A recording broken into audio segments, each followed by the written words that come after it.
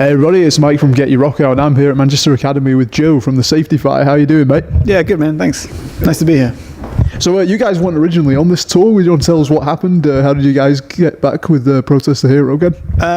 Well, the face was pulled out at the last minute, and we were asked. I mean, we've done a few tours with Protest now. And I'm pretty sure that I thought that the last one was like that was it, but they asked us to join like last minute, and extremely unprepared. We just hopped on, and it's been good, man.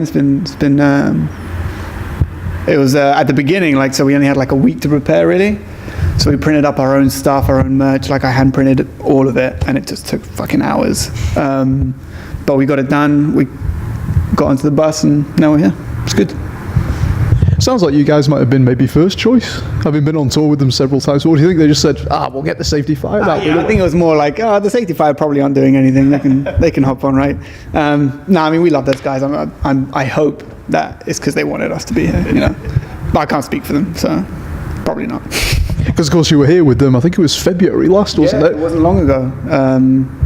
Like I said, I knew about this tour, and we had friends in the Faceless and in the Contortionist and everything, so we were really excited to actually just go see the show. But being on the tour is even better, I think.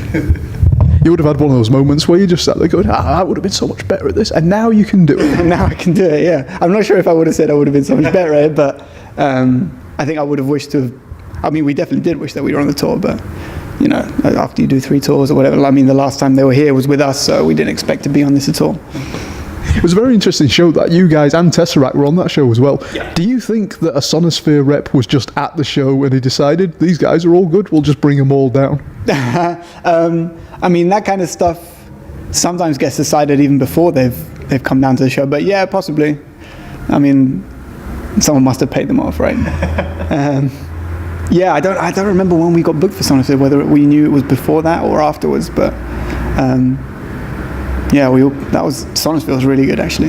That was fun. That was nice as well, you know, playing that show, not seeing each other for a while, and then coming back to that festival and seeing everyone again. That was pretty good. It's kind of interesting because when I interviewed Protest the Hero at that show, they said we're at Sonosphere, and then we kind of had to cut that out because it hadn't been officially confirmed yet. Okay. So I was just kind of curious. They had already been confirmed, the headliners. Yeah. I believe Tesseract would have already been confirmed as well. They were on a pretty prominent slot at Sonosphere. Yeah. I'm always interested in whether or not these big festivals, they go out, they scout the tours around, they maybe see if support acts for the headliners who they've already booked, they then go, they're pretty good, we can bring them along as well. Sure. So I was kind of interested in whether or not you heard after the tour, in which case it might have been, they saw you, they went, these guys, we'll take these guys. Yeah, honestly, I don't remember the timeline, but a lot of it, like, it all happens in like different ways. Like, for example, the reason we're on this tour is because we're friends with Protest Hero, and they asked us to come on. But other tours, it's like, you know, your manager might know one of the other band's managers and be like, you know, give me a hand with this. Let these guys go on tour and stuff. And then other times it's just like the main band might have heard of some guy at some other band, and they're like, we actually quite like them. Let's get them on, and let's see what they can do. So it's all different, man. Like, honestly, I don't remember whether we knew that we were playing Sonosphere or not. I think we might have, because I think we were talking to Protest during that tour that we were going to have a good time at Sonosphere, but that could just be in my imagination. I'm pretty sure we knew. Yeah, I think we did. I don't know how it came about. That's all. I try not to think about that stuff, man. That's all like booking agent stuff, and that's not rock and roll, you know. Right. Just all networking, basically. Pretty much, man. Like, the whole thing is pretty, you know, is who you know. Who would you like to be on tour with regularly? Protest is a pretty good band to have, like, on retainer all the time. To them now. No, yeah, like, we love touring with these guys. It's just so easy, you know. Like, we have a good time. There's like, everyone helps out, loading in, loading out. It's like, when you've got so much of the day doing nothing, it's nice to be with people that you like. Same thing with the Contortionist. We did a tour with them ages ago with Periphery. It was us, Between the Buried and Me, us, the Faceless, and Contortionist. Not in that order. And it's just like, seeing them again has been really nice. Especially, it's like their first time over here. Really good reception. It's nice to see them especially after that album. To like, I'm not saying this because you're there, by the way. Yeah. It's nice to see that reception. It's nice to see your friends doing well. In terms of tours I'd like to be on, I mean, there's a million bands, man. Always love to tour with Deftones. Whether or not that happened, like, Gino, man, hit me up. Mastodon, Carnival. Well, you just missed Mastodon. I was here the other night for them. Yeah, they're in Edinburgh today, I think, or Glasgow. Yeah, that's, I love that band. That's got to be a bit irritating sometimes when you're on tour as well as the band who you would like to go and see. To be fair, man, like I would never have expected to get on that tour at all. But, I mean, sometimes you get lucky and you do. But I'm trying to think of other bands, man. I'm trying to think of what's on my iPod at the moment. It's mainly hip hop, so I don't know if we'd ever be able to tour with a lot of them. You never know. You never know, no. I mean, Metallica are headlining Reading Festival, so anything's possible, I guess. That's it. I'll stay with those for now. Between the Buried and Me again, I'd love to do that. They're nice people. It's a good band. Now, I'm always curious. I mean, you spent so much time with Protest the Hero and these other guys. When you're in the company of the same bands for a prolonged period of time, you do a lot of tours with them. Yeah. Do you often find that each other's sounds kind of cross over a little bit? Maybe you find yourself doing a bit of songwriting and you think, oh, that sounds like a Protest the Hero song, or vice versa, possibly. I think so. We did only a few days with Gojira just before writing our second album. I was at that show, I believe. Yeah, that was a good show. And like, I think just from those few days, I mean, we'd listen to them a lot. That's another band I'd like to talk with, Gojira. We'd listen to them a lot. And I think there are loads of parts in the new album that are really Gojira. Like when you hear it, like let's say Des is the main songwriter, and if he comes back with a riff, and I'll be like, man, that's so Gojira.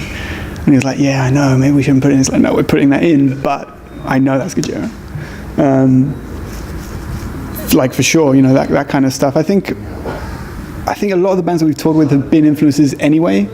So I don't know if like the touring has come first and then the influences have come afterwards, or it's just always been there, and then maybe it just gets awakened a little bit more, being with them every day and hearing those songs every day. I'd say so. Yeah, I think you do get influenced a lot.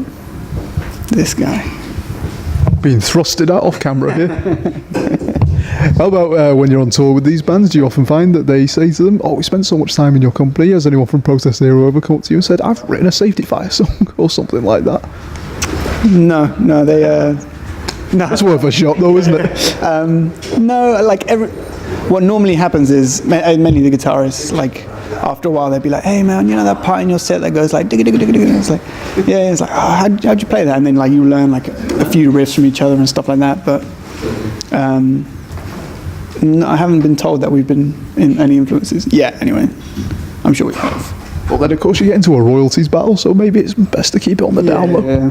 I mean, we're not making much right now, so I'll take that battle on. No, I'm always interested in the way bands get influenced by the people that are on tour with, especially when it's a pretty regular thing, a pretty consistent thing. Sure. Who do you think would be, out of the bands that you just mentioned, who do you think would have the biggest influence on your writing style? Who do you think would make the Safety Fire's music possibly a bit more grandiose, more epic, like the Mastodon thing you mentioned? As in of the bands we've toured with, or the bands that we would... Out of the bands you toured with and out of the bands that you would like to tour with. I'm not necessarily saying to influence your style, sure. But like you were saying there, just talking to each other, getting little bits of advice, learning new things about how to do these things. Who do you think would really be the best band to pick the brains of? That's a good question. I think we've done it with most of the bands that we've wanted to do it with, if you know what I mean. That sounds seedy as fuck, but like between the Buried and Me and Protest were big influences, like before we'd ever toured with them. So going on tour with them and like watching them play every day, and like every now and then, oh, show me that riff or whatever. But like of bands that we haven't toured with, I mean, like pretty much like I said, Mastodon would be really nice to watch. Not necessarily like I'd take any of those riffs per se. I like them. I don't know if they'd fit in what we're doing. Oh man, I know I'm forgetting someone. I think Carnival. I'd really like to, because they write so weirdly, I think, which is great. That's not like an insult. I think it's a really interesting way of writing, especially their guitar stuff. If there's prog involved, there will be weirdness about it, won't there? I'd say Carnival. Yeah. We're going to have to very unfortunately wrap this interview up. You guys are due on stage very shortly. Do you have a message into the camera for all our readers at Get Your Rock Out? Please buy some merch. Thank you very much. Have a good show tonight, man. Thanks, brother. Cheers.